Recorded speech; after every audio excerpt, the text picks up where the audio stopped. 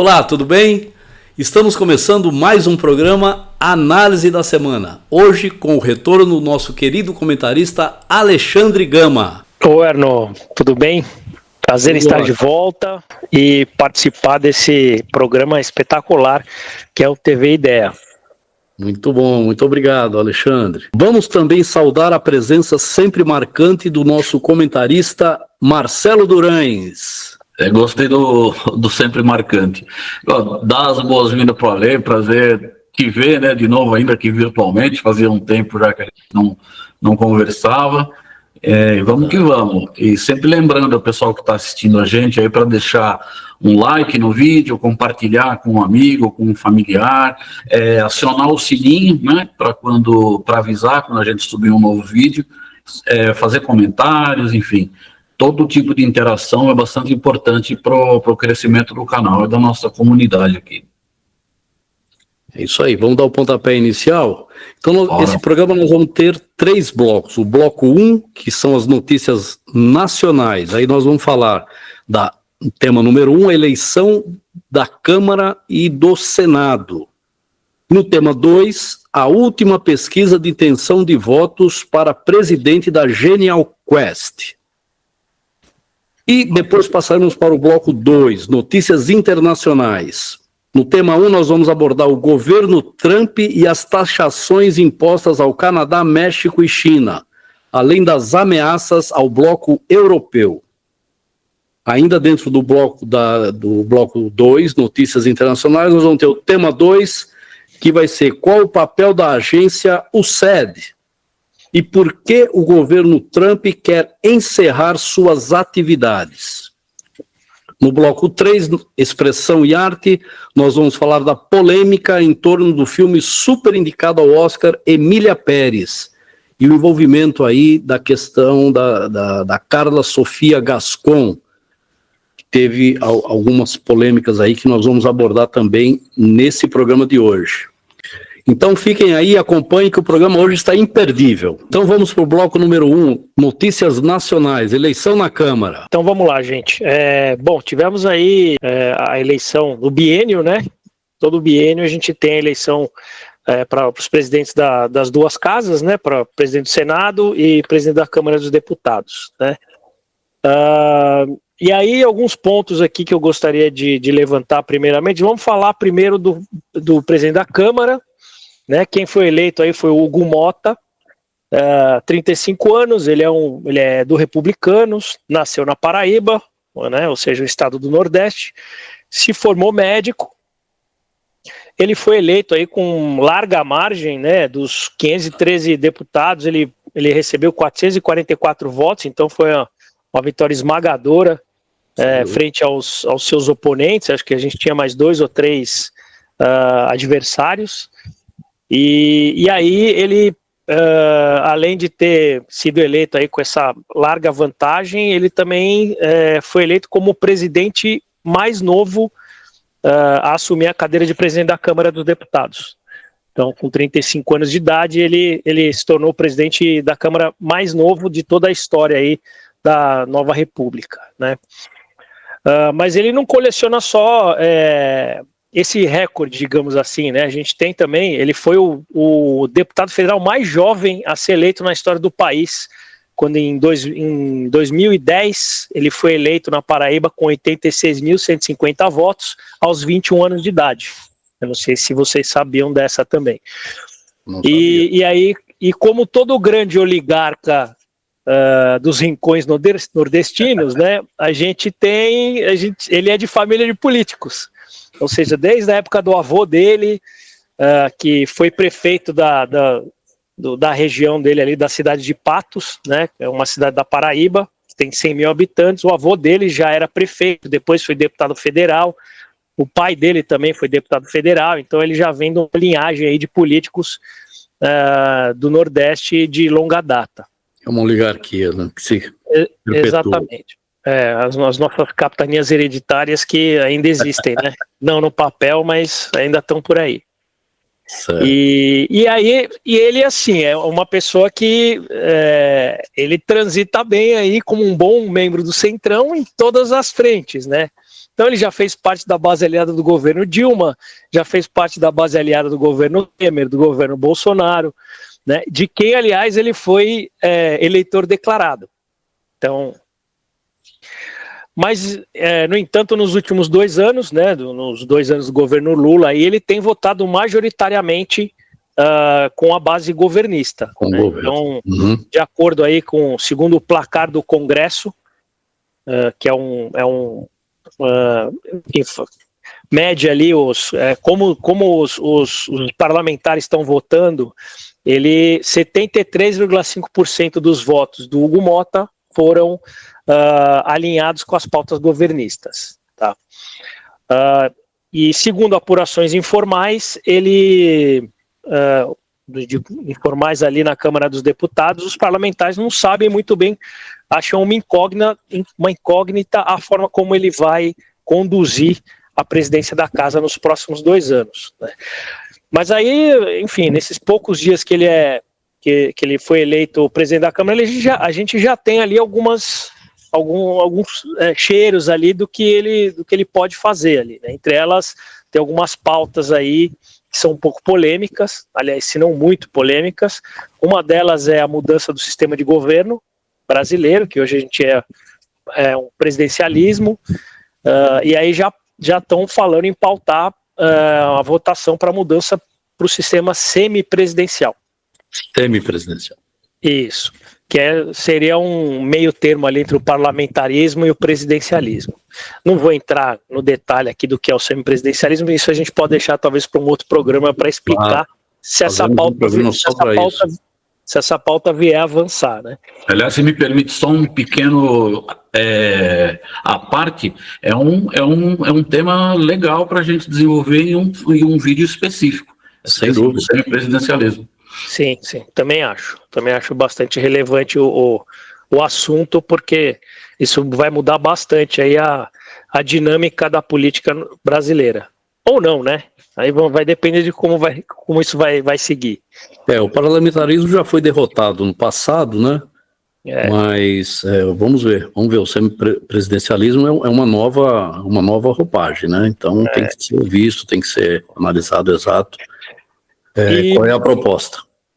E aí, para finalizar aqui o histórico do nosso novo presidente da Câmara, tem uma outra pauta aqui, essa sim, muito mais polêmica, é a redução do período em que o político fica inelegível de 8 para 2 anos, que ele também já disse de 8 para 2, que ele diz ser simpático à ideia. E aí a gente tem diversos... Sim, tem várias correntes. Né? Temos diversas justificativas para isso, né? Claro. Mas o cerne central é tornar o Bolsonaro elegível em 2026. Sim. Esse acho que seria o cerne central. E aí a gente fica tentando traçar ali um paralelo, né, uma conexão, mas como um candidato que foi eleito presidente da Câmara e foi apoiado pelo governo Lula para ser presidente, agora está defendendo o retorno do Bolsonaro para concorrer à eleição de 2026. Né? Eu digo que não existe um benfeitor sem um malfeitor, ou um herói sem um anti-herói. Né? Boa. Então eu acho que o Lula também ia ganhar bastante se o Bolsonaro se tornasse elegível em 2026. Eu não tenho dúvida. Ele tem de fato com quem rivalizar. Sem dúvida. E o país está polarizado, não tem como ser diferente, não tem como esconder isso aí. Exatamente. E aí, Marcelo, algum comentário sobre a eleição da Câmara? Quer falar sobre o Davi Alcolumbre ou ainda sobre o Hugo Motta? Como eu vou na mesma linha que o Ale foi, né, de dividir entre Câmara e Senado, então, falando rapidamente, né, sobre a questão aí da eleição na Câmara, o Ale já fez uma explicação bastante completa, etc. Só alguns complementos. Desculpa se eu for repetitivo, né, mas eu não lembro se o Ale falou que, obviamente, esse presidente da Câmara, ele foi eleito com apoio também do Arthur Lira, que é o presidente que saiu nesse momento, né? ele surgiu como um nome viável após o nome do Elmar Nascimento, né, que era o preferido do Arthur Lira, não vingar, né, e ele, de fato, ele foi eleito com uma votação bastante expressiva e juntou tanto governistas quanto bolsonaristas. Então, certamente o discurso dele foi bastante dúbio, né? Publicamente, ele não se comprometeu com essa questão de anistia, né? Que é uma pauta bastante cara aí para os bolsonaristas, e como a Ale também trouxe aí a questão das votações, que ele foi majoritariamente votou com o governo, né? Então isso é explicado, inclusive, pela proximidade que ele tem e ser um liderado do Arthur Lira, que como um cacique ali do Centrão, negociou todas essas pautas que interessavam ao governo e, de fato, o bloco dele votou em peso com o governo, obviamente colocando os preços, né, necessários para que isso acontecesse. E agora se espera, depois dessa eleição, uma reforma ministerial que acomode aí esses aliados de momento. Então, não se sabe, eu concordo com a Lê também, não se sabe qual vai ser o caminho que o novo presidente vai seguir, né? Quais serão as pautas que ele vai colocar em votação, qual será o peso que ele vai colocar para cada lado, mas é o início, né, de uma presidência aí para 2 anos, né, com possibilidade para mais 2 na próxima legislatura. Então, as cartas estão na mesa aí para a gente ver até onde vai. Perfeito. É isso aí. Eu acho que com a nova legislatura, né, nós vamos ter aí possivelmente um confronto aí com um pouco mais com as ruas, vamos dizer assim. Porque é possível, né, bem provável que a Gleisi vá fazer parte do governo, como na Secretaria-Geral, e ela vai ter aí um contato e uma possibilidade de trazer algumas pautas importantes do ponto de vista da esquerda para as ruas, né, com os movimentos sociais e fazer uma pressão contrária no Congresso. Claro, não um confronto, porque é um confronto perdido de cara, mas tem que ter alguma coisa, alguma mobilização que possa soar dentro da Câmara, né? Então aí nós vamos ver qual vai ser a reação do presidente e dos deputados, né? Uhum. Porque as ruas é que vão poder falar um pouco mais aí e trazer algumas pautas importantes aí que precisam ser debatidas, né? Precisam ser enfrentadas pela esquerda. Um governo de esquerda que se elegeu com o apoio da direita, mas que tem a sua bandeira e não pode deixar a sua bandeira não ser exposta, né? Também nessa linha de não ter também a hegemonia 100% do Centrão, como foi na presidência do Lira, né? Embora, se a gente olhar bem para o trabalho do Lira, aprovou muitas coisas, né? Trabalhou bem com o governo, teve algumas coisas interessantes, eram pautas difíceis também, e desempenhou um bom trabalho. Acredito que foi um bom trabalho, sim. Tem seus problemas, mas desempenhou um bom trabalho. Vamos passar para o segundo tema, ou vocês querem completar alguma coisa? Eu só quero dar uma explicação, que eu soltei uma risadinha aqui fora de propósito, porque você quase soltou um Ailton Lira aí, né? Verdade.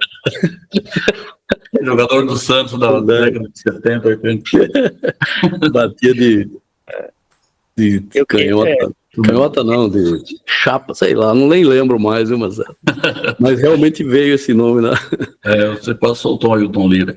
Beleza. Então vamos para o tema número 2. O Alessio quer complementar alguma coisa. Mais uma dentro.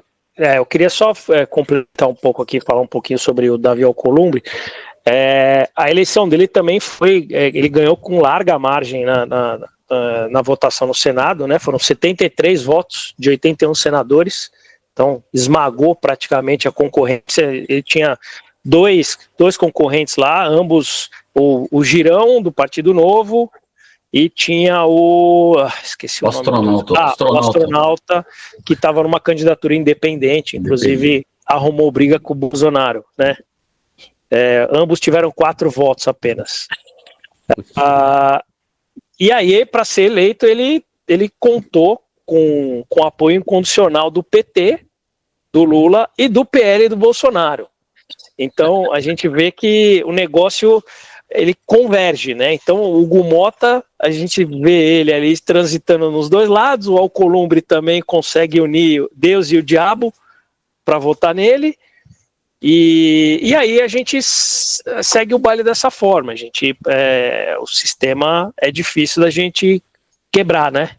A gente vai ter sempre ali esse cenário. E um detalhe interessante, ele é do Amapá, né? Ou seja, também da região da região norte, né? O Motta é da região nordeste. Ele está com o segundo mandato como presidente do Senado, e o detalhe é que a gente nunca teve um presidente do Senado, um presidente da Câmara que fosse do estado de São Paulo, por exemplo. E, se eu não me engano, nem do Sudeste nem do Sul. Olha que detalhe importante.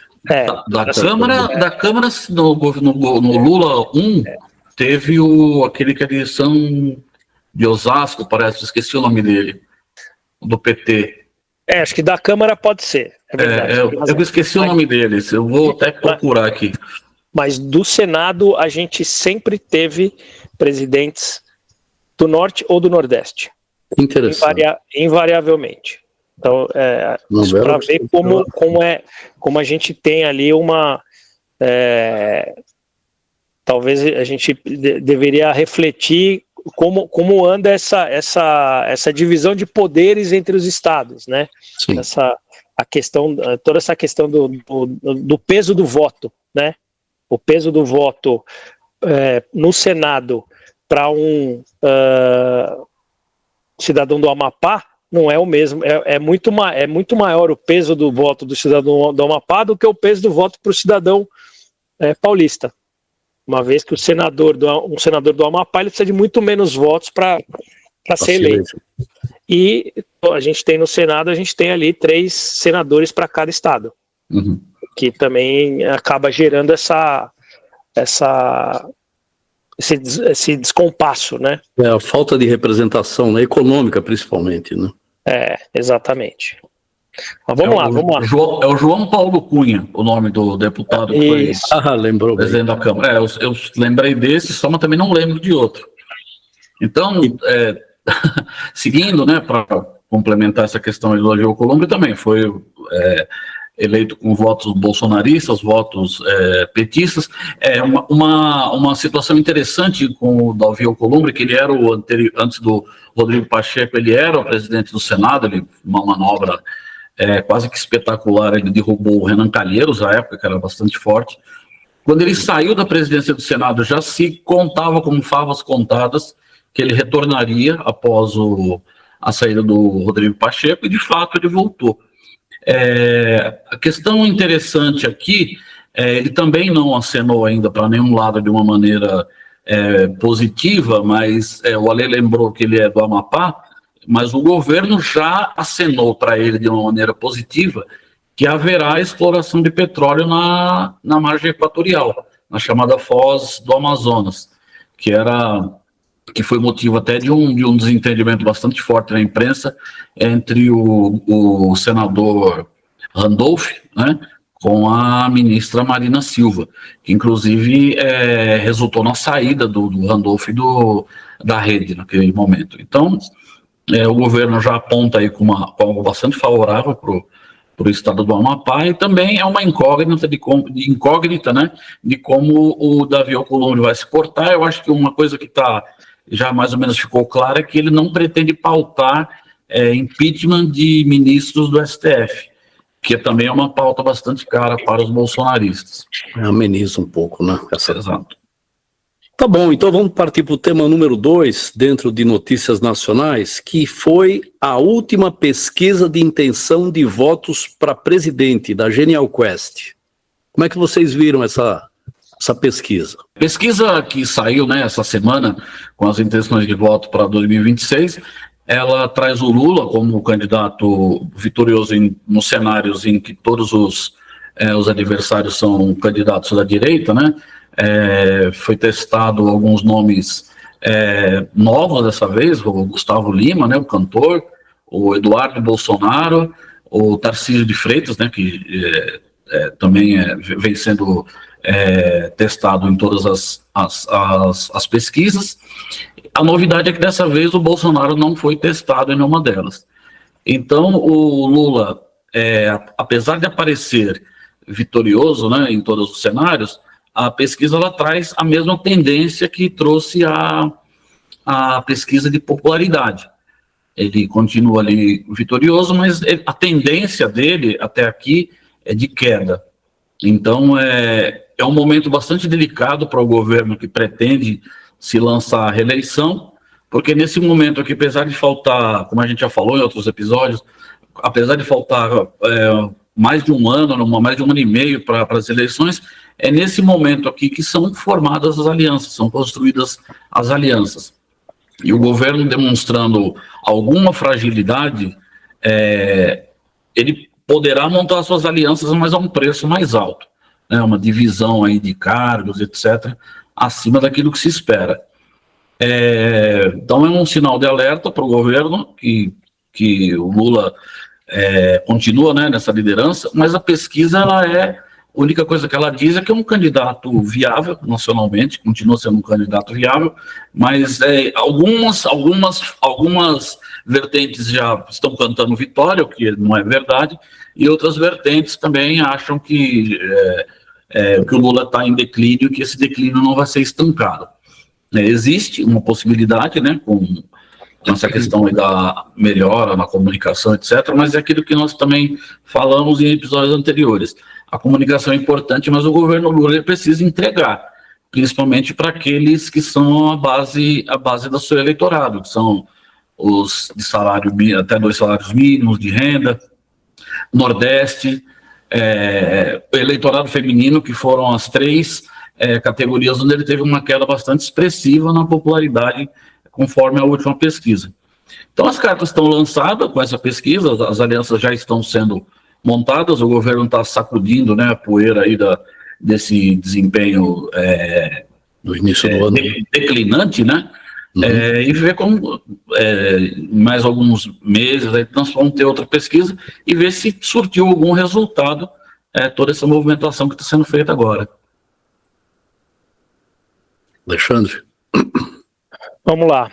Concordo com o Marmelo sobre essa questão das alianças, né? Acho que todo governo, todo político que tem intenção de se candidatar, ainda mais para um cargo como é o cargo de presidência da República, ele começa a costurar as alianças muito antes do que o ano da eleição, né? Mas fazendo uma análise, acho que é talvez um pouco mais aprofundada da pesquisa e corroborando com o que o Marcelo está falando, eu até peguei algumas informações aqui para a gente ver como o cenário ele é um cenário difícil para o governo, tá? Apesar do Lula ele vencer em todos os cenários, né, em primeiro e segundo turno, a gente tem um índice que varia, aí depende do cenário, né? Um índice que varia de 19% a 24% de indecisos, nulos e brancos no primeiro turno, e um índice que varia de 22% a 29% de indecisos, nulos e brancos no segundo turno.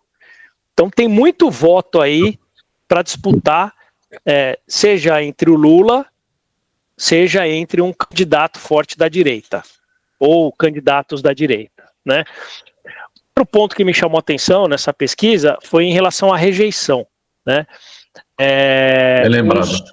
Os que têm a maior rejeição nessa pesquisa são o Haddad, com 56%, aí vem o Eduardo Bolsonaro com 55%, aí o Jair Bolsonaro com 53%, que eles puseram o Jair Bolsonaro para medir rejeição, Ciro Gomes com 52% e o Lula com 49% de rejeição. Ou seja, dos cinco com maior rejeição aí, você tem 2 da direita, só que um está inelegível. O outro, a gente dispensa, que a minha opinião é que ele não é um candidato viável, que seria o Eduardo Bolsonaro, tá? E o Lula com 49% de rejeição é uma rejeição bastante grande. A gente sabe que é difícil reverter rejeição, tá? O próprio Boulos, na eleição para prefeito, amargou a derrota por causa disso, tá? Quanto tá o Maldade? O Maldade com 56. Então, assim, o cara, o pessoal não gosta dele. Tá? Para mim é surpreendente, 56 do Haddad. Pois é. Por outro lado, os com menor rejeição, temos o Caiado com 21%, o Zema com 23%, e o Tarcísio e Ratinho Júnior, ambos com 32%.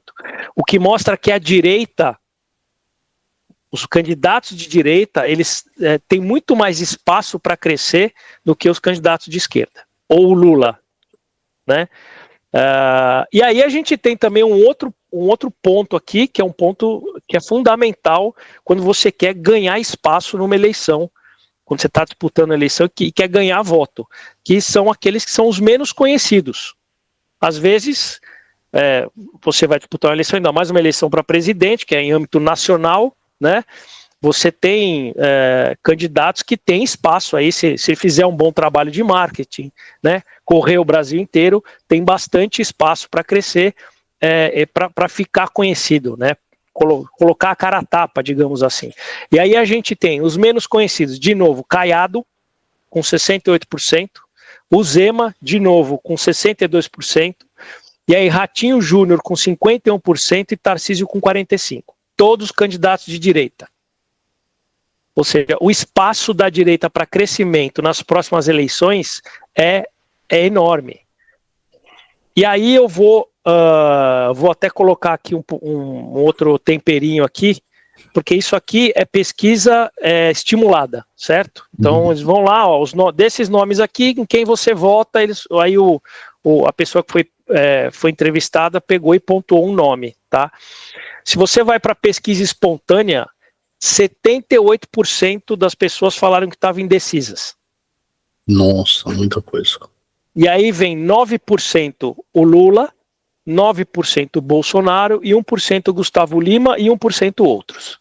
Ou seja, essa eleição, na minha visão, está muito mais difícil para o Lula e para a esquerda de maneira geral, né? Você vendo o Haddad aí com 56%, que seria o próximo na lista ali a ser presidente, com 56% de rejeição, do que para a própria direita, que se fizer a lição de casa, vai dar muito trabalho para Lula e companhia.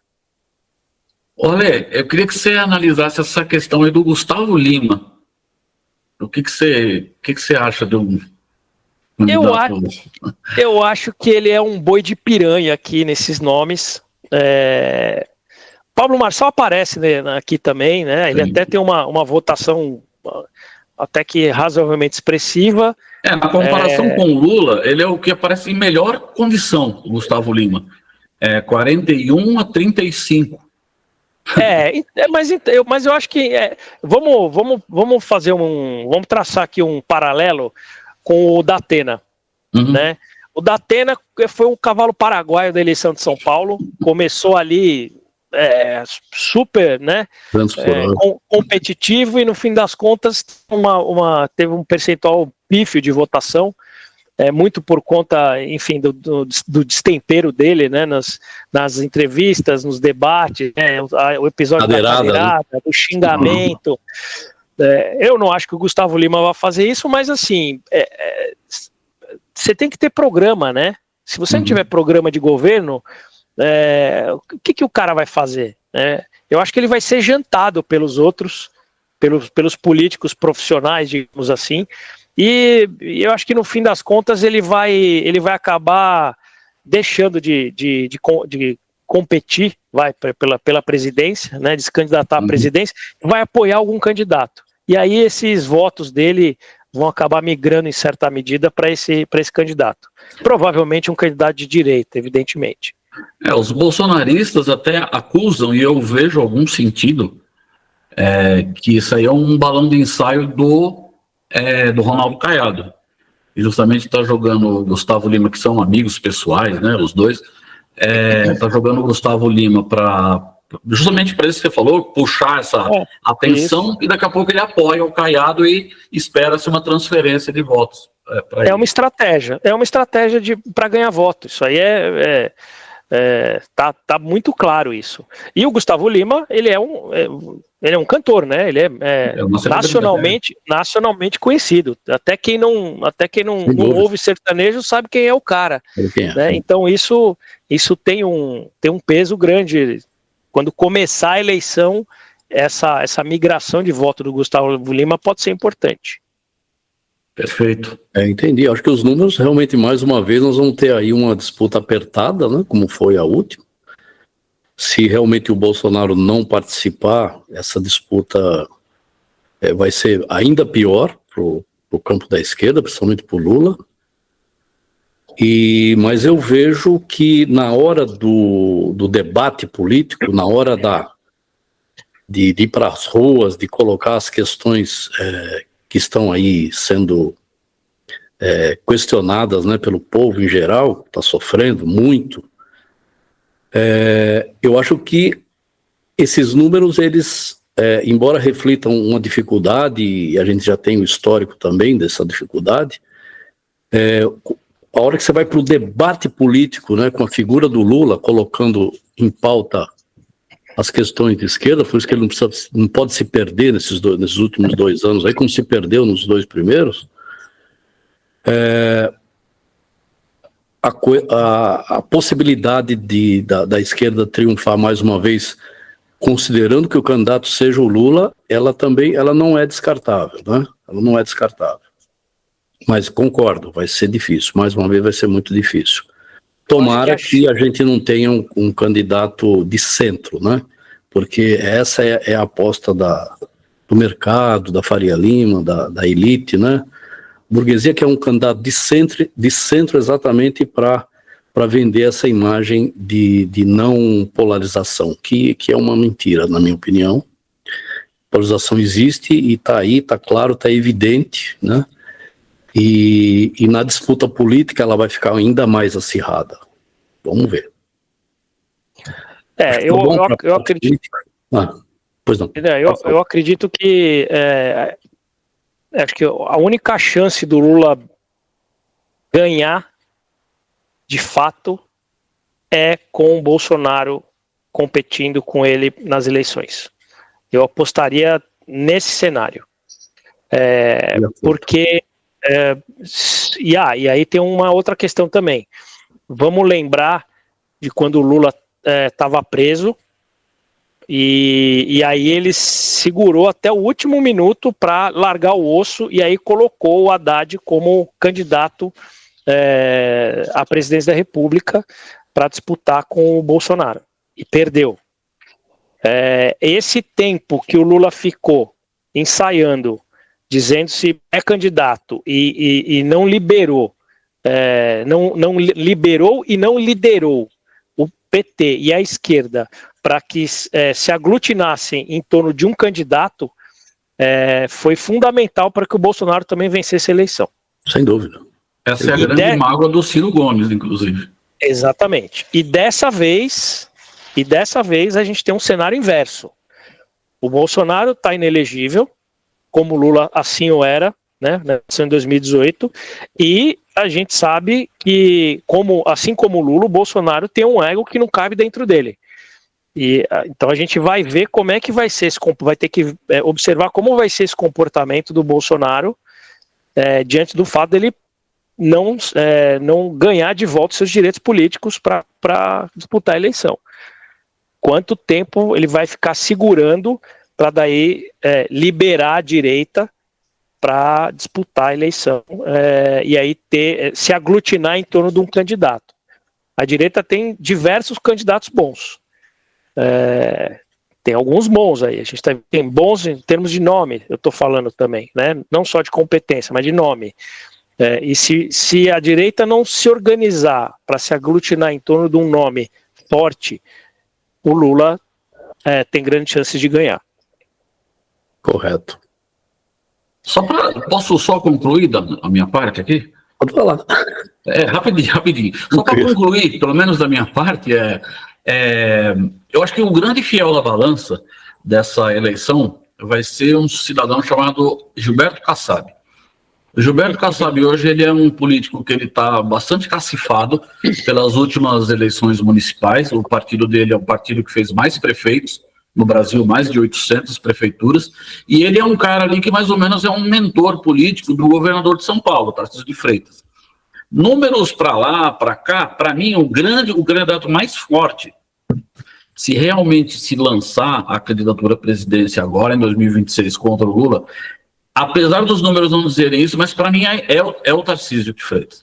Porque ele é o governador de São Paulo, ele é maciçamente apoiado pelos bolsonaristas, ele nunca deixou escapar a massa bolsonarista do controle dele, com essa fidelidade que ele mostra ao Bolsonaro, etc. Só que o Kassab tem os interesses próprios dele.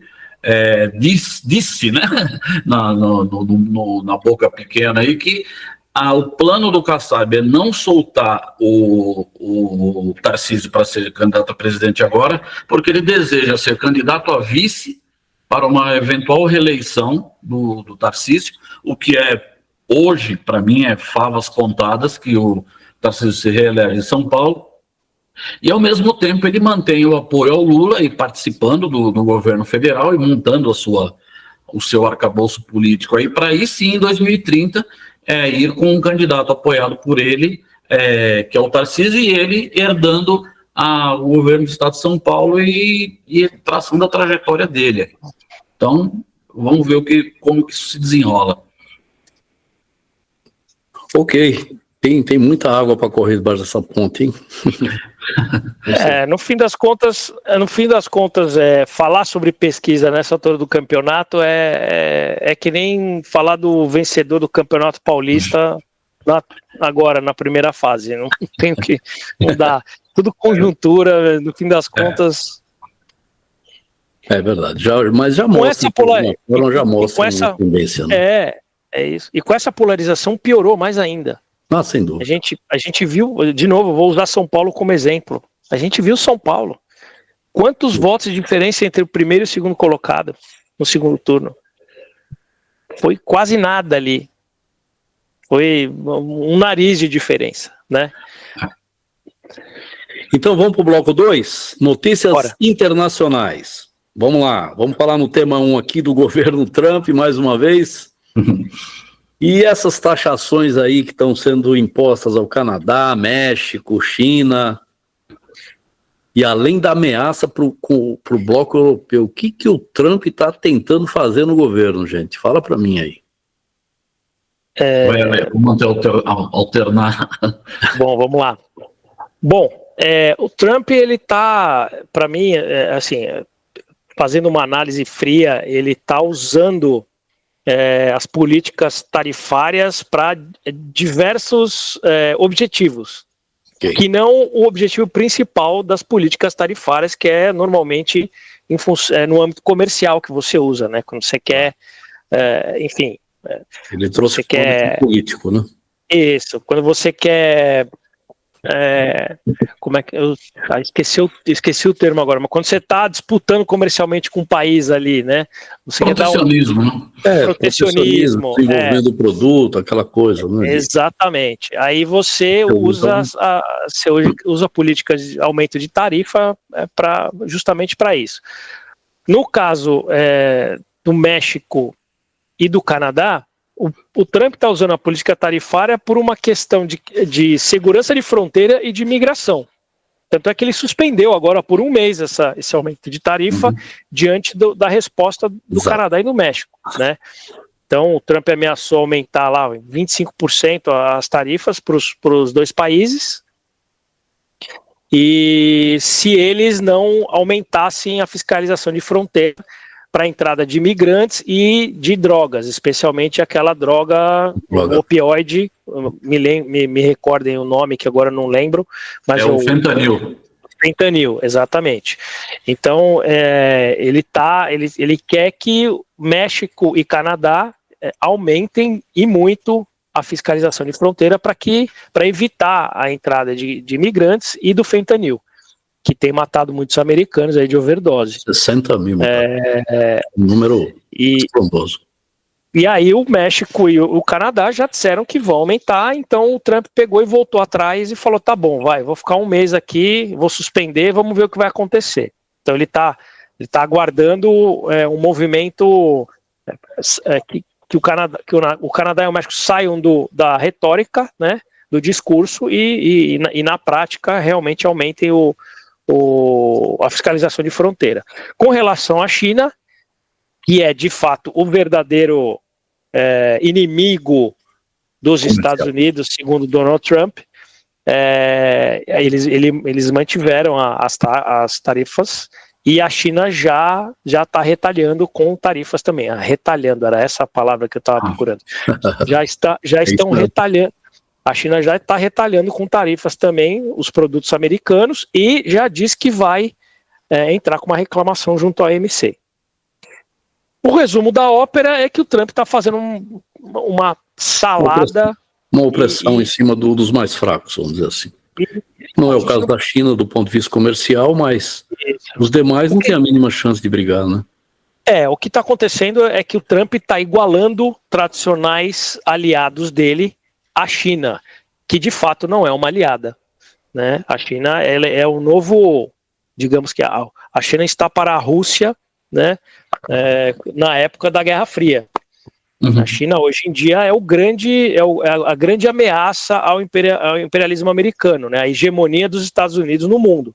Sim. E o Trump, o que ele está tentando é justamente resgatar essa hegemonia, só que eu acho que ele está enveredando por um caminho que é um caminho muito perigoso, porque para você resgatar a hegemonia você precisa de aliados e aliados fortes. Não pode estar sozinho, né? Não pode estar só. Não pode estar só. Pode querer ser o primeiro, não pode querer ser o único, né?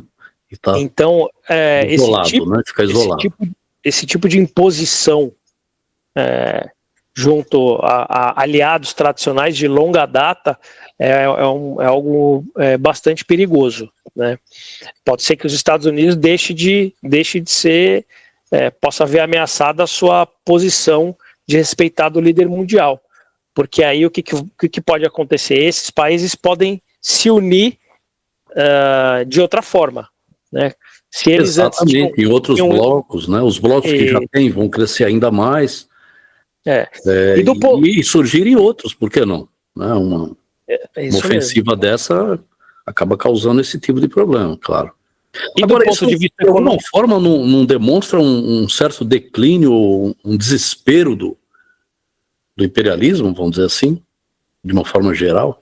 Só fazendo antes do Ale continuar, só fazendo um adendo na seleção da China, a China, além de retalhar com tarifas sobre os produtos americanos, está restringindo a exportação de determinados produtos que são produtos-chave para a indústria americana. Tem a questão da inflação também. Eu não tenho aqui o nome, quais são os produtos, mas são matérias-primas da indústria americana. E ele pode ter uma questão da inflação, né? Além de formar outros blocos aí contrários, né, que vão se unir para se defender, tem a questão da inflação, porque os produtos vão aumentar também internamente. A inflação se eu não me engano, a última inflação dos Estados Unidos foi 2,9%, quer dizer, é um absurdo para eles, né? Então, veja bem, tem a questão geopolítica, que é o que a gente está discutindo até o momento, e tem a questão econômica. Tem o impacto geopolítico, que é justamente esse que a gente vinha discutindo aqui. O que esses países que são tradicionais aliados americanos vão fazer diante da postura dos Estados Unidos em relação a eles? Eles vão se unir, podem se unir em outros blocos, né? Ou podem ser empurrados para fazer alianças com a própria China, né? O que é mais perigoso ainda para os Estados Unidos. Eu acho pouco provável, mas pode ser que isso venha a acontecer. Do ponto de vista econômico, hoje em dia, os Estados Unidos, a cadeia, o nível de integração econômica americana, principalmente com o México e o Canadá, em função do NAFTA, é enorme. A cadeia de suprimentos dos Estados Unidos está interconectada com a cadeia do México, com a cadeia do Canadá e até mesmo com a cadeia da China. Então, esse tipo de postura de aumento de tarifa indiscriminado pode, de fato, gerar um grande problema, não só de inflação, mas de quebra de cadeia de suprimento. Sem dúvida. A gente viu na época da pandemia essa quebra de cadeia de suprimentos que gerou no mundo, né? Inflação generalizada, né? Produtos que não eram, que não eram entregues, carros e equipamentos eletrônicos que deixaram de ser fabricados porque não tinha supercondutor, não tinha chip, esse tipo de coisa. Para finalizar aqui o meu ponto nesse quesito, que aí eu vou entregar a palavra para o Marcelo e para você, Arno. Canadá, México e China representam 50% das exportações e importações americanas. Ponto. É isso que eu queria dizer. 50%. Então, é com isso que o Trump está lidando nesse exato momento. O Ale, ele lembrou uma coisa bastante importante, que foi essa quebra, né, essa ruptura, né, na cadeia de suprimentos. Até teve uma situação bastante interessante no Brasil, que determinados veículos, eles foram entregues sem os módulos de multimídia, que tradicionalmente tinha o módulo multimídia, por falta dos semicondutores. Né? Já começou. Não, isso lá atrás. Né? Isso lá na pandemia. Na pandemia. Hoje isso está estabilizado. É verdade, carro sendo entregue sem rádio. Exatamente, era isso mesmo. Então, agora, uma coisa, é de se imaginar que ele não pensou nisso na hora de tomar uma decisão dessa, ou por trás disso tem realmente uma questão de posicionamento, vamos dizer assim, até um pouco mais duro em relação a esses países mais fracos, assim, tirando a China, obviamente. Então, essa questão aí do Donald Trump, a gente tem várias nuances aí que explicam esse comportamento deles. Uma delas, guardadas as devidas proporções, né, mas se assemelha muito ao que foi o governo do Jair Bolsonaro aqui no Brasil, que é o primeiro item ali da cartilha dos alunos do Steve Bannon, né, é manter a pauta da imprensa a todo custo. Então, diariamente você põe um absurdo na mídia e só se fala nisso. Eu não sei se haverá munição para 4 anos de governo, mas essa é algo a se considerar. No entanto, se tratando de Estados Unidos da América, eles têm todos os recursos para fazer o que ele anda prometendo. Invadir a Groenlândia, anexar o Canadá, retomar o canal do Panamá, agora está falando sobre tomar a faixa de Gaza e expulsar os palestinos, enfim. Ele continua pautando a imprensa, não se fala em outra coisa nos noticiários aí que não seja o Donald Trump. Essa questão tarifária, muita gente também acha que ele tem essa maneira truculenta, para atender os eleitores. Os eleitores esperavam essa truculência dele em relação a esses países, né, principalmente nessa questão da imigração, etc. E o que está acontecendo de real é que, fora a China, Canadá e México, de alguma forma, negociaram aquilo que ele pretendia, na verdade, foi o que o Ale falou, que é o reforço das fronteiras, tanto a do México quanto a do Canadá. Ambos os líderes, o primeiro-ministro do Canadá quanto a presidente do México, já prometeram e deslocaram, estão deslocando, né, militares para as áreas de fronteira. Está se falando muito nessa questão do fentanil, etc., mas não existe assim, uma comprovação de que essa droga, que é um problema de saúde pública nos Estados Unidos, né? Eu estava vendo aqui um noticiário sobre isso, morre em média 300 americanos de overdose dessa medicação por dia. Né? Então, realmente um problema gravíssimo de saúde pública nos Estados Unidos, mas que está sendo transferido para um problema de fronteiras, enfim. A presidente do México contra-atacou que também há um problema de tráfico de armas, né, para o país dela, armas americanas de grosso calibre, né? Mas assim, com essa maneira truculenta de fazer política externa, ele vai conseguindo acordos, né, como já conseguiu, Tem a questão aí de gás agora, que a imprensa especializada também diz que ele está buscando, com essa retórica, trazer para a mesa de negociação os países árabes, né, para a reconstrução de Gaza, enfim. Esse é o estilo Donald Trump de ser, e vamos ver aí de novo, né, eu acho que eu terminei todas as minhas falas assim, como vamos ver o desenrolar dos acontecimentos. Estou meio repetitivo aqui. Não, sem problema. Tá bom, eu acho que esgotamos aí, ou temos mais alguma coisa sobre esse tema? Eu acho que... Você vê que o Trump está monopolizando até a gente aqui, né? Acho que é o terceiro episódio seguido que a gente fala. Pois é, Paulo, mas... Eu acho que tem uma questão que ele tem essa postura muito também para fazer espuma. Ele entrou na presidência, faz uma semana que ele está na presidência. Todo dia tem uma... Não, assim, não é que todo dia ele tá nos noticiários, né?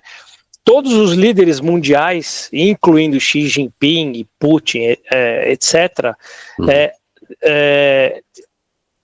têm se espantado com a postura dele. Então isso é um movimento de acomodação que ele está fazendo, geopolítico, porque assim, o Biden, convenhamos, eu ia usar um termo aqui, eu vou usar o termo, era um bundão, certo? Ele, assim, cara, é o presidente do país mais poderoso do mundo, né? E ele, enfim, ele não usou todo o poder de persuasão, digamos assim, que os Estados Unidos podem exercer. Por outro lado, ele usou Trump... as criancinhas de Gaza, né? As mulheres, as crianças, isso ele usou bastante o poder dele. Por outro lado, o Trump ele tá abusando por outro lado. Só que eu acho que isso tem muita espuma também, né? A gente precisa ver até quando que ele vai continuar com esse tipo de postura, porque isso pode ser uma estratégia de curto prazo, justamente para que Xi Jinping venha negociar, Putin e venha negociar a questão do fim da guerra da Ucrânia. Já estão falando em terminar a guerra, e aí os Estados Unidos reforçaria a sua atuação dentro da Ucrânia, inclusive na exploração de minério, né, mediante uma contrapartida financeira para reconstruir o país. Então, existe ali uma roupagem por trás desse comportamento que parece meio errático do Trump, mas de errático não tem nada. Concordo, 100%. E tem a questão de Gaza também, né, que é a última polêmica aí, mas que nós não pautamos aí para essa... acho que isso aí vale também um programa de hoje, mas também vale uma vale boa reflexão. Vamos passar para o tema 2, então, ainda dentro do bloco das notícias internacionais. O Trump, juntamente com Elon Musk, estão querendo encerrar, né, as atividades da USAID. USAID, que é US Aid. US é um trocadilho, né? US ajuda. Que não tem nada a ver. United States Agency for International Development, né? Então, a USAID, que é essa organização que foi criada na Guerra Fria, né, para combater o comunismo, né? Ela vem desempenhando seu papel aí há mais de meio século, né? E agora ela tem aí uma verba muito alta, realmente consome uma verba muito alta, e o que ela faz? Ela promove as questões humanitárias no mundo inteiro, mas também é acusada de usar esse dinheiro, esse poder para promover golpes de Estado, para promover revoluções coloridas, enfim, para ingerenciar outros países, né, com o seu poder financeiro. E, obviamente, ela faz a parte dela também de ajuda humanitária em várias frentes, né? E são várias acusações que existem contra ela, né? contra essa agência, mas que agora, principalmente a mídia e o pessoal de esquerda, estão, de alguma forma, revoltados, né, com essa possibilidade de fechamento da UCED. O que vocês acham? O que também está muito na moda se dizer hoje em dia na internet, assim, para surpresa de 0 pessoas, né, é mais um organismo multilateral que os Estados Unidos, de uma certa forma, ou saem, ou, nesse caso, encerra, né, ele está sendo ventilado esse encerramento, depois que o jagunço do Donald Trump, Elon Musk, declarou que é uma organização criminosa, né, a USAID, e vai encerrar uma agência que ela tem um orçamento anual de 50 bilhões de dólares e, de fato, de maneira descentralizada, ela ajuda diversos países, né, internamente, através de ONGs, através de sociedades beneficentes, né, a combater pobreza, combater doenças, auxílio técnico para a medicina, bolsas de estudo, enfim.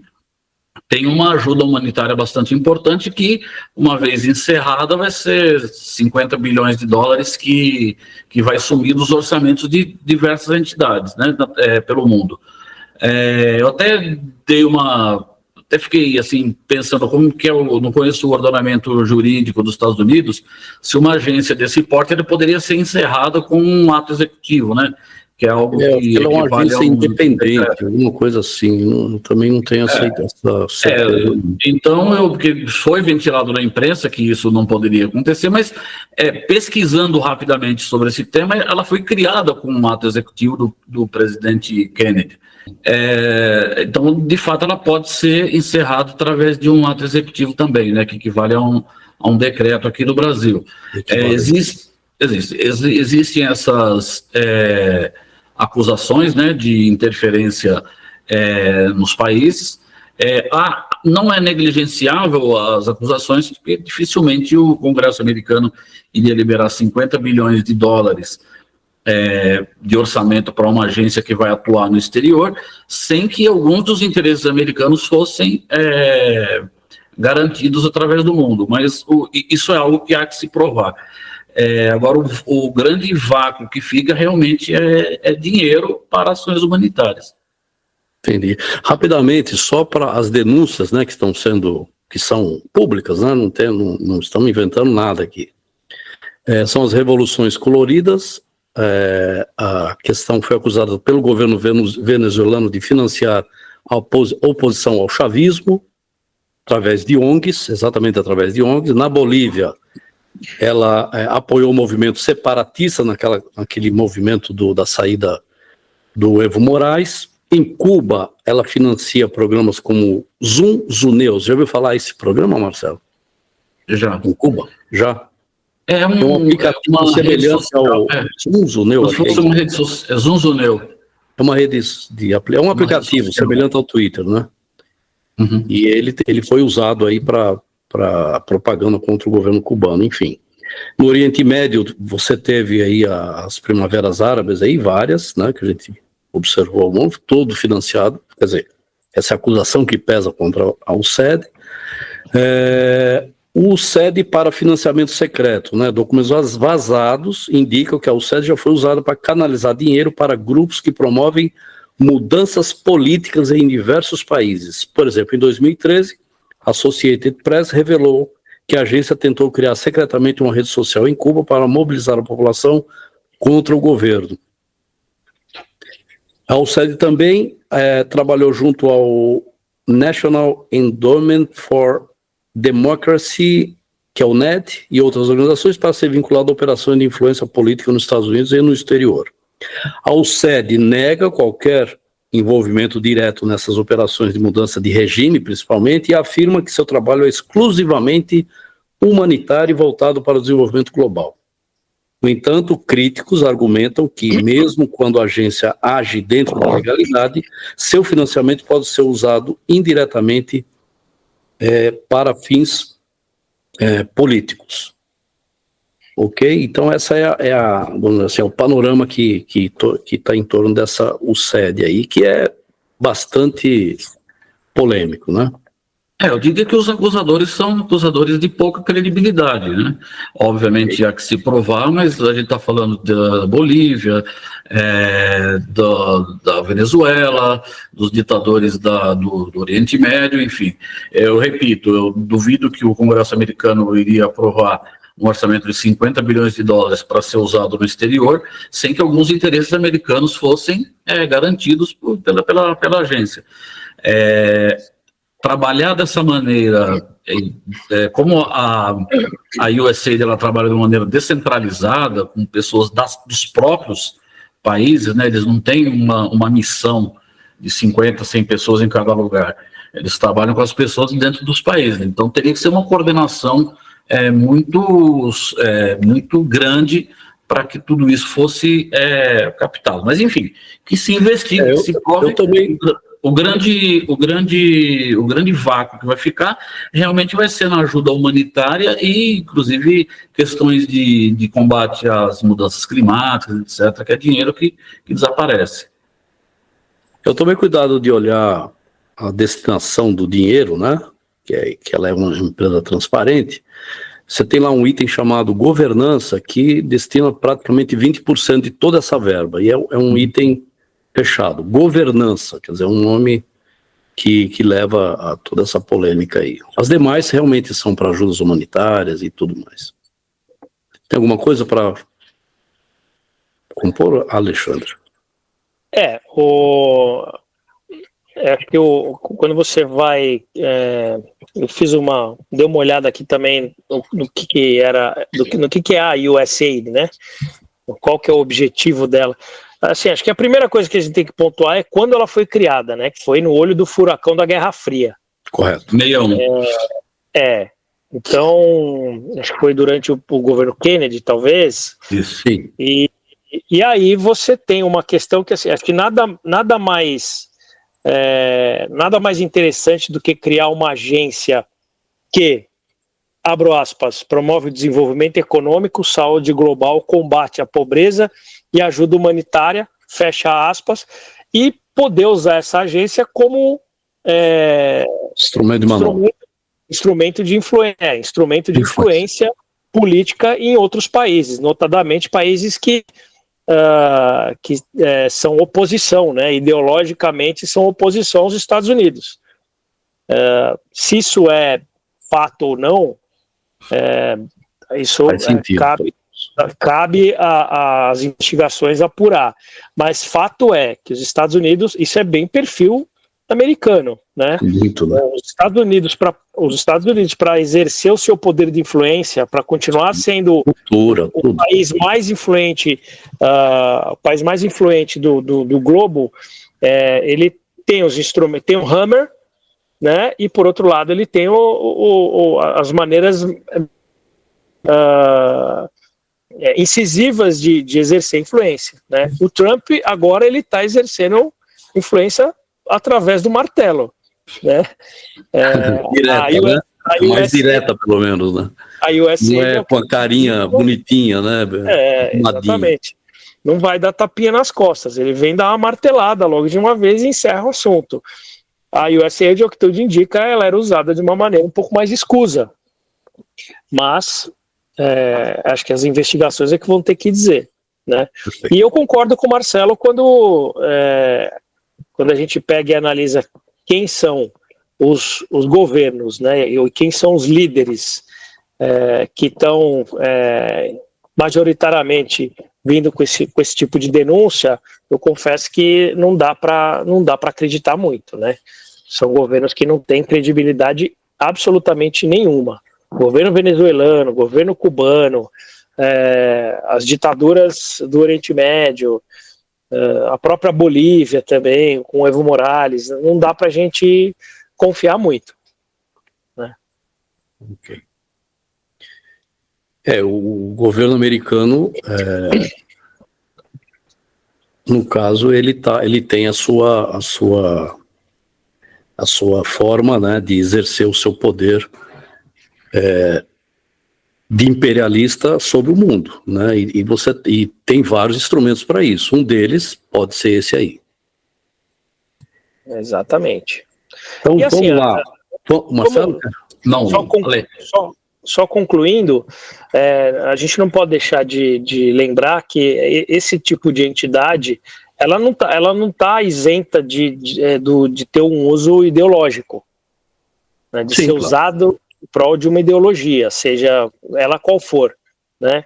A gente tem exemplos no Brasil aqui, inclusive de empresas estatais, que aí a depender de quem está sentado na cadeira no governo, quem está comandando, ela é usada de uma maneira ou de outra, né? Inclusive financeiramente sendo utilizada para isso. Vamos dar um exemplo aqui, a Petrobras, por exemplo, está segurando aí o reajuste do preço dos combustíveis já há meses, por uma canetada. A gente sabe que o governo acaba influenciando esse tipo de política. Soltou agora, né? Não tem jeito, né? Acho que foi agora dia 1º, soltou. Sempre Aumentaram. Mas a diferença do preço internacional para o preço do Brasil ainda é enorme. Sim. É que se soltasse tudo de uma vez, a inflação ela já está numa ascendente. Se resolvesse reajustar tudo, ia virar um pandemônio isso aqui. Uhum. Então, é isso que a gente tem que pontuar. Só uma coisinha a mais, não defendendo o governo de Venezuela, Cuba e Bolívia, mas quando você vê as ações, né, que os Estados Unidos vem fazendo ao longo de desde a Guerra Fria até hoje, também não dá para confiar nos Estados Unidos, né? E nas agências que eles comandam e estão aí pelo mundo. Então não dá para confiar nem de um lado nem do outro. Vamos agora para o bloco número 3, é aquele bloco que a gente alivia a tensão, perde aquela cara sisuda, né? Vamos dizer assim. E vamos falar de expressão e arte. Só que o tema também é polêmico dessa vez. Um tema polêmico. Eu ia falar, apesar de ser expressão, então, é o arte, né? Pois é. E entretenimento, até isso não está isento das grandes polêmicas que em geral tem circundado aí nessa polarização que a gente está vendo no mundo todo. Sem dúvida, sem dúvida. No mundo, não estamos falando só do Brasil, não. Então, é o tema que é a polêmica em torno do filme super indicado. Quantos Oscars, Marcelo? 13, parece? 13 indicações. 13 indicações para o Oscar, o filme Emília Pérez. Só fazendo com a Carla Sofia Gascon. Vamos lá. Só fazendo aquele alerta, né, que a gente sempre faz quando fala a respeito de filmes, poderá conter spoilers na nossa discussão. Não, é bom falar. Eu começaria dizendo que a internet não perdoa, né? E a internet não esquece. Eu acho que acima de tudo é isso. Então, assim, você tem que tomar muito cuidado com tudo que você escreve e não se arrepender depois. Então, se você escrever, você não pode depois se arrepender do que você escreveu. Tá lá, né? E aqui acho que tem muito disso, né? Então você tem aí a situação da Sofia Gascon, que é a protagonista do filme, Emília Pérez, né?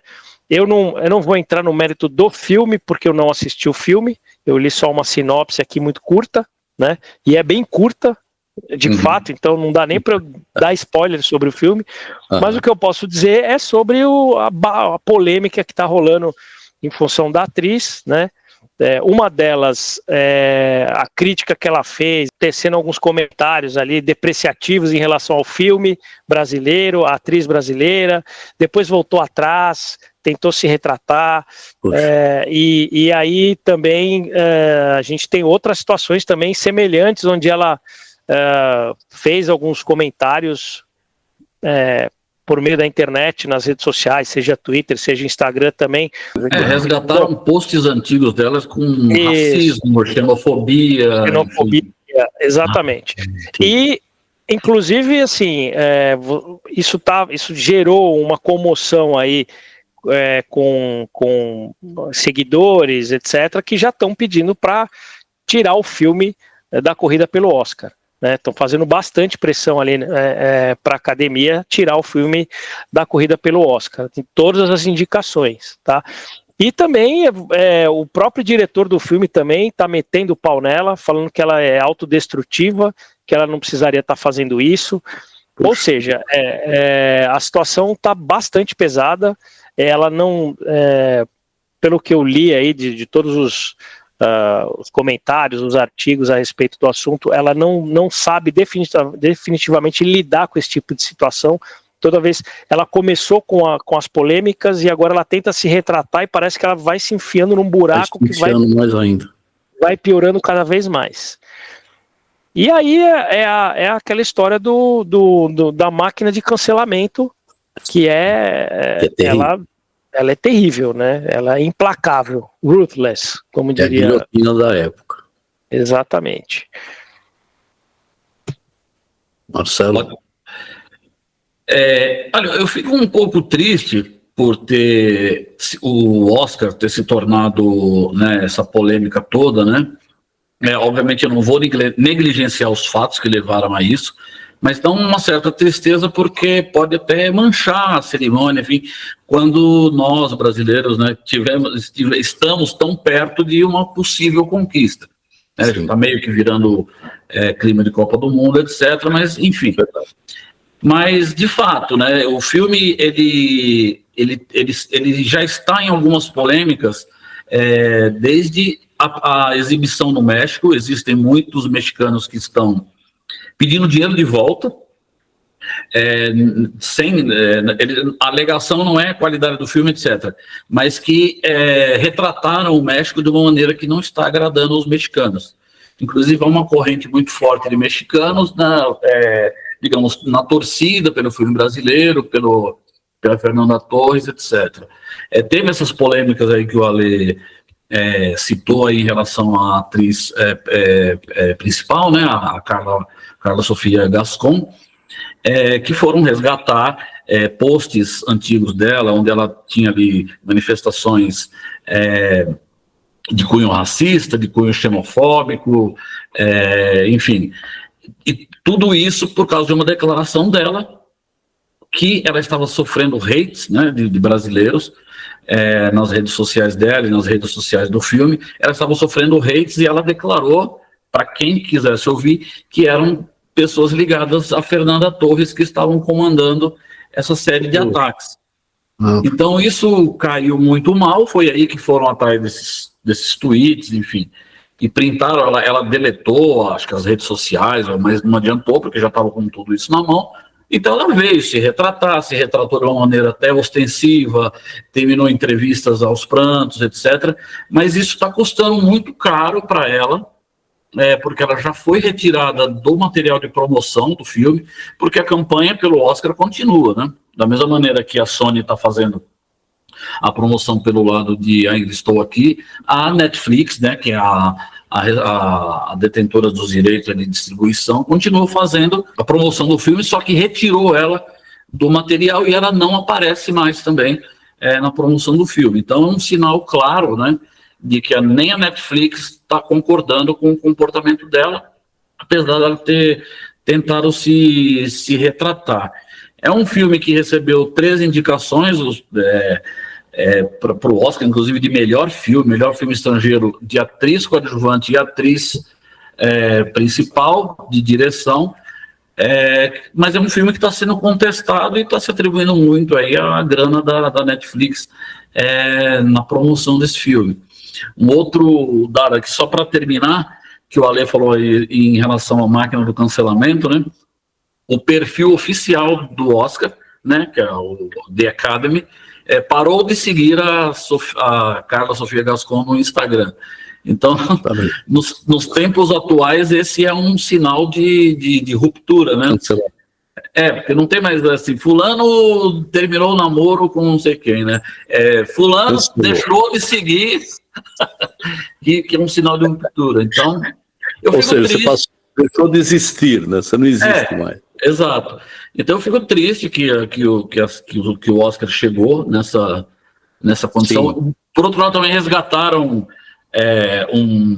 desculpa, eu acabo me estendendo, resgataram um sketch da Fernanda Torres, que ela fez blackface há 20 anos atrás, então começou uma blackface, né? Ela pintou a cara de preto, né? E fez um personagem preto, enfim, estereotipado, etc. E também jogaram isso no ar. Então virou essa guerra de que maneira isso pode afetar a possibilidade da gente ganhar o primeiro Oscar? Ou não? Olha, positivamente ou negativamente? O que você acha? Eu acho que vai depender do quanto a cultura woke está enveredada dentro do Oscar. Dentro do Oscar, isso. Quanto mais influência ela tiver lá dentro da academia, eu acho que menores as chances do Brasil ganhar. É isso mesmo. Em função disso. Eu acho que assim, qual é a questão? Qual é o problema da Fernanda Torres ter feito um sketch? Qual é a questão? Acho que assim, o grande... É por isso que tá havendo uma guinada contrária à cultura woke, né? Acho que chegaram, acho que um belo dia acordaram e falaram assim, mas para onde a gente está indo? A própria esquerda assim, já acordou para isso, né? Um pouco tarde, mas acordou. Então, mas sempre existe a necessidade de se criar narrativas para que se defendam as minorias, né? E aí, só que às vezes a minoria é tão... assim, eu não diria que é irrelevante, mas assim, às vezes a gente precisa ver se existe essa minoria e não criar a minoria da nossa cabeça, né? Então, eu acho que, por exemplo, hoje em dia, se você quiser num bloco de carnaval vestir de padre, você não pode. Se quiser vestir de índio, você também não pode, né? Então, isso é uma questão que acaba impactando todo mundo de maneira geral. Eu sou de uma época, Lê, que a palavra do dia, né, a palavra de ordem era proibido proibir. Exatamente. Então, e a gente, hoje em dia... A gente caiu totalmente na questão aí da censura e tudo mais. Existem abusos, a gente sabe que depende também, né? Isso não te dá licença para você falar o que você bem entende, a hora que você bem entende, para quem você bem entende. Eu acho que assim, o que está acontecendo é que a sociedade, de maneira geral, perdeu o bom senso em todos os sentidos, né? Acho que a internet fez com que as pessoas agora possam falar o que bem entendem a hora que eles bem entendem, e aí sofrem consequências disso muitas vezes. Acho que até o caso da atriz, né? Acho que ela saiu falando o que bem entende, ficou guardado lá. Agora ela está... Agora os haters foram lá buscar, agora ela está pagando o preço por isso, né? Então, acho que está faltando a gente voltar para o bom senso, nos dois sentidos. Concordo. Alguma coisa mais, Marcelo? Eu acho que sobre o filme ainda, eu creio que, assim, em teoria, né, não deveria haver influências de nenhum tipo que não seja realmente a qualidade do filme e a qualidade da atuação. Mas, obviamente, a gente sabe que a academia ela tem um viés, né? Vira e mexe, existe algum viés e isso pode influenciar sim.